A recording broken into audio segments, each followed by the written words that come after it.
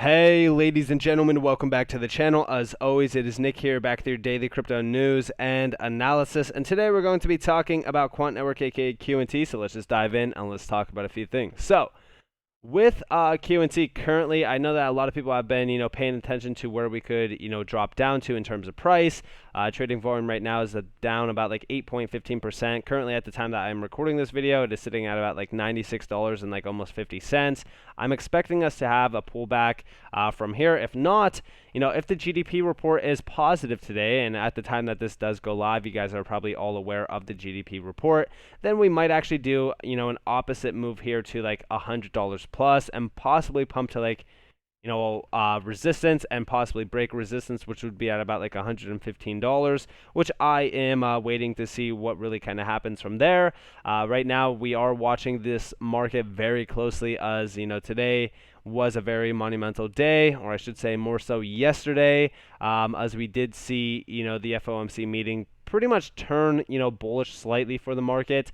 Again, I warned you guys that we could be seeing a major short-term rally within the market, but definitely, be aware that this is not the time that you want to FOMO in when everything is, flipping green, everybody's, getting a little bit bullish. Just be aware, just play with, some sort of caution, and just make sure that you're playing smart around this market. Now, also, talking about this market, talking about Quant, we do see over here from Quant themselves, the whole point of having programmable currency is that you can potentially create a payments rail with automation that removes many of the manual processes used today. And this is talking more so about digital money, fungibility, and interoperability. This goes back to the 25th, 2 days ago. Our Chief Product Officer, Martin Hargreaves, took part in a webinar recently, co-hosted by the Digital Euro Association and Digital Pound Foundation on the fungibility and interoperability of new forms of money. With the rise of stablecoins and CBDCs, fungibility became a term closely associated with digital money. And of course, down here they covered, a range of topics, fungibility and why it matters, specific considerations for digital euro and digital pound, the implications of fungibility in emerging regulatory frameworks, how interoperability can support fungibility to create a healthy and diverse digital money ecosystem as well. And we do see over here using CBDCs and stablecoins will need to be seamless for people in order for them to gain, traction. And I completely agree. I think that when we talk about, where we are within like digital money and where we are headed to in terms of like digitization of the, financial markets, we need this to be not only as easy as possible to implement, but we also need a full-on bridge between these legacy, systems and the digital systems. And I think that that's what we are basically expecting, going forward. I think that a lot of people have been really kind of just waiting for this to happen. And of course, yes, we still need like regulations. We need a lot more planning around this as well. It's going to take a little bit of time, but I'm very patient on this. And we actually do see down here on stablecoins maintaining their value, we've seen stablecoins depegging themselves and cease to maintain their value. To prevent this, legal and regulatory frameworks and who issues them will become important. The whole point of having programmable, currency is that you could potentially create a payments rail with automation that removes many of the manual processes used today. And of course, like a lot of interoperability comes down to user experience. For example, today, if you need to make a transfer with your crypto, account, you could use a debit card. The exchange then performs a spot transfer and charges the transaction fee. It's expensive, but it works. You could see the same scenario for stablecoins and CBDCs where you have, improved payment instruments, but these need to be as frictionless for people as possible. If we've learned anything from the last few years of payments, it's that using CBDCs and stablecoins will need to be as seamless, for people in order for them to gain traction. And this is convertibility and fungibility. The following scenario illustrates a good example of convertibility versus fungibility. Take the old, 10-pound paper note. What if you can't spend it or take it to a commercial bank? It's still worth, 10 pounds, but you must take it to the Bank of England to convert it. Does it still have the same value as the $10 note, or I should say 10-pound note? You could spend? Probably not. If someone, were to give you, 8 pounds for it, you might take that lesser amount. It loses its value even though it's from the same issuer. The amount of friction involved impacts its fungibility. With CBDCs, cash, and central bank reserves, it will be similar. The more seamless and trusted it is, the more fungible, it becomes. If it becomes difficult or usable, only in specific venues, then its value will be impacted. So basically, they're talking about, just in general, they want the entire process to be as easy as possible. It can't be to the point where like you are taking, I'm just going to say dollars. I apologize to everybody out there who is like, in the UK or so. But you have $10 and you go and try to convert it and they give you $8 back. Like, you're losing $2, which is pretty substantial if you think about it.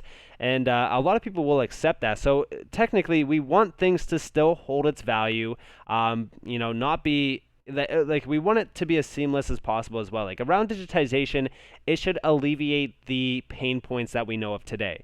When you make a cross-border payment, it shouldn't be $40, $50.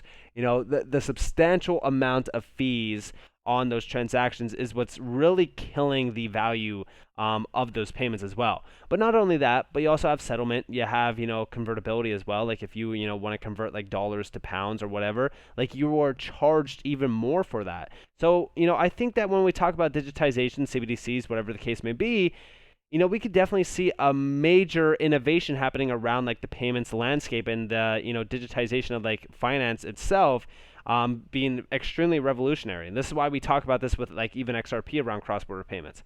And we do see over here, CBDCs are not here to completely turn the financial systems upside down. They're here to complement and become an overlay on the existing systems. And listen closely to this. This is from Gilbert Verdian.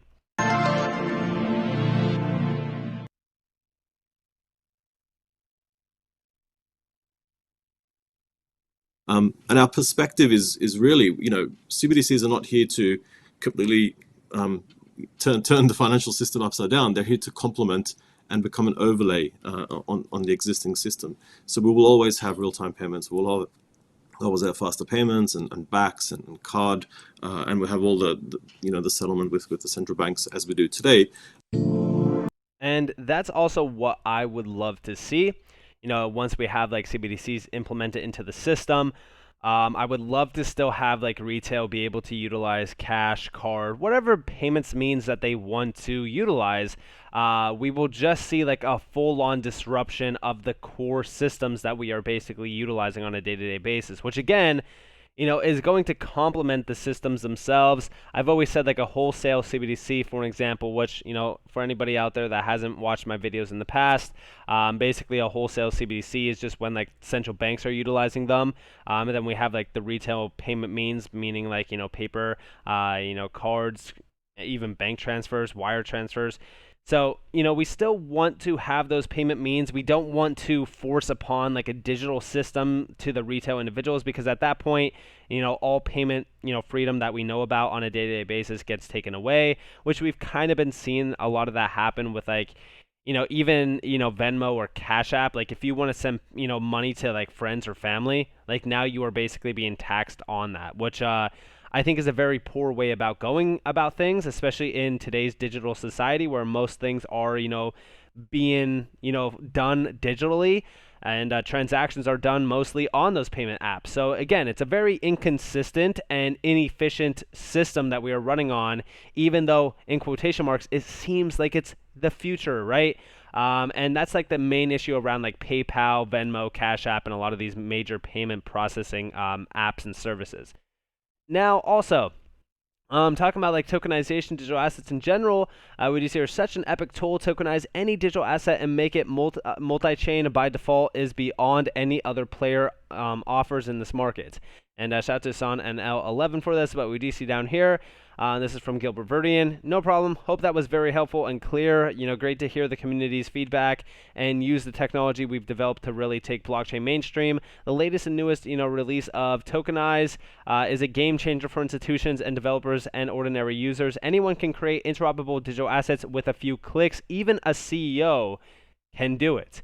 And we do see down here, like, some offer easy tokenization products like HBAR, but those are limited to Hedera. Quant up the game times 20 by making them multi-chain across any, private DLT, Corda, Hyperledger, Quorum, and, the crypto blockchains as we know of them. And then digital assets will roam freely, across all enterprises / governments. And, Hedera has been building out some interoperability standards as well with like Hashport. So, I'm not going to take it fully away from HBAR, but yeah, I do think that this is a pretty substantial development. And I think that this is great in terms of like innovation around like the tokenization standards around, crypto. I think that this is 100% needed as well. When you actually look at things like we really, how should I put it?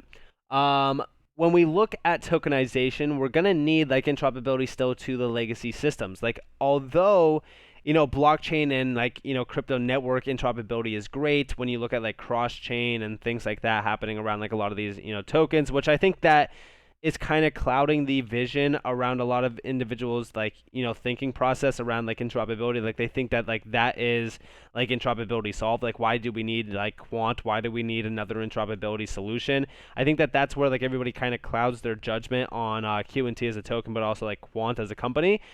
Got to remember that like there's really nothing else in this market that has interoperability between the legacy systems and crypto. And talking about that, we actually have over here, Q&T, Overledger, Network of Networks, ISO 222, multi-chain dApps, multi-ledger tokens, MIT, FedNow, Q&T, Digital Pound Foundation, LCX, CBDC, 100% circulating supply, future, systems, legacy systems, gateways include Corda, XRP, Ledger, Constellation, Oracle, etc. And the funny thing about this, right? And no shots fired at Jeremiah at all for this, but LCX is just like one of many partnerships that Quant has. And a lot of those partnerships, we're actually going to be talking about a few of them tomorrow. I do have an entire video planned on that. A lot of the partnerships that Quant has is just complementing what those projects are trying to do and achieve. Like for example, we've talked about this with like Alliance Block, which if you guys missed that video, don't worry, I'm going to be addressing it in tomorrow's video. But a lot of these like major projects that are trying to build out these solutions to substantial markets and industries, they're not going to achieve their vision without connections to the legacy platforms that basically eat from those industries. We talk about this a lot with like even healthcare. We talk about it with finance. We talk about it with even markets that are not being fully disrupted by crypto yet, like, even real estate, like everything that we talk about, tokenization, disruption of cross-border payments, like all that still needs the underlying technology, foundation that connects both of these worlds. Like kind of think about this as like a multi, world situation where like crypto is one world and then you have like, everyday life as another world. And you still need some sort of, if you will, in quotation marks, portal or bridge to each other that allows like the transaction flow of messaging formats, data, etc. So without that, again, just crypto is not going to thrive. So Quant is like a full-on necessity around a lot of these like projects that have partnered with Quant in the past, which like I said, we will definitely be addressing in tomorrow's video. So with that being said, I hope that you guys enjoyed this video. If you guys did, definitely leave a like, subscribe, to notifications on. If you guys want more free content, you guys are more than welcome to follow me on Twitter and join the free Discord down in the description below. As those up to you all, have a beautiful day or beautiful night wherever you guys are in this beautiful world. This has been Nick. Peace out, guys.